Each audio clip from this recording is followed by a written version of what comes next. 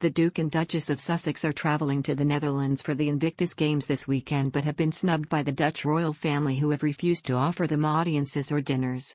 Angela Levin, who penned a biography about the Queen's grandson, told, "Any decent human being would have been absolutely shocked by Harry's paltry excuse for not attending the memorial service for Prince Philip. The Dutch royals would have seen how he's treated his family, and I do not believe they will make any effort beyond the minimum. They will have seen how upset Catherine and William have been and how very diminished the Queen has looked since her husband's passing. The Dutch royals will not be providing accommodation for Harry and Meghan at their palaces, although the Dutch royals have previously hosted foreign royalty. It is also understood there will be no official royal reception for the Sussexes hosted by the Dutch royal family." Another news, Prince William has taken over a poignant job from his younger brother Prince Harry. The elder sibling, and second in line to the throne, will lay a wreath on behalf of the Queen at the Anzac Day ceremony at the Cenotaph, Kensington Palace has announced.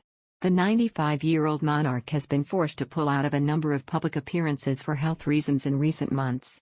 It comes after she shed a tear at late husband Prince Philip's memorial service at the end of March, having been determined to attend no matter what her condition. Harry, 37, had previously been the grandson she had turned to lay the wreath on her behalf in 2016, 2018 and 2019.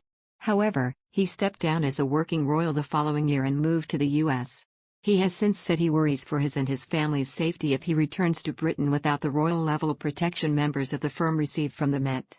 William, 39, will also remember Australians and New Zealanders who have lost their lives in conflict by attending a service of Thanksgiving at Westminster Abbey. The two events fall on April 25, and will follow a dawn service at Wellington Arch at London's Hyde Park Corner, which will be attended by the Queen's cousin the Duke of Gloucester.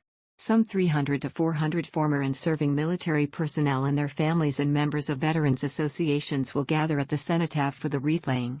The traditional church service in the Abbey will feature an address by the Dean of Westminster, readings from the New Zealand and Australian High Commissioners, prayers read by children of each country, and a Maori waiata performed by London-based Ngati Renana London Maori Club. It has become customary for other members of the family to lay the wreath on the Queen's behalf in recent years. The Duke of Sussex did so in 2016 and 2018, and attended the Abbey service with his sister-in-law Kate in 2019, just days before the birth of his son Archie. William marked Anzac Day in 2021 by sending a message to the New Zealand and Australian High Commissions in London, saying, "Today we stand together to reflect not only on their sacrifices, but also their courage, sense of duty, and their famously indomitable spirit." The Duke was on a two-day trip to New Zealand in 2019 to honour the victims of the Christchurch terrorist attack, and laid a wreath during an Anzac Day memorial service in Auckland. The Princess Royal attended last year's dawn service and the gathering in the Abbey.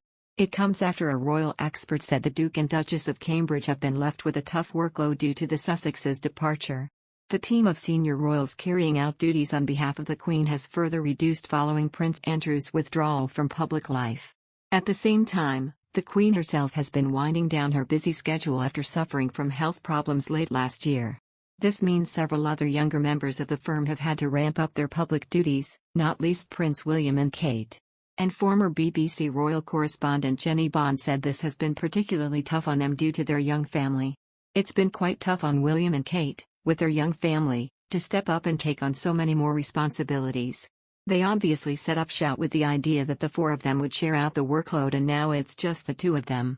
William has an awful lot else to do, so Kate is shouldering more of the workload. It must be difficult with the children, but they are getting used to the reality," she added.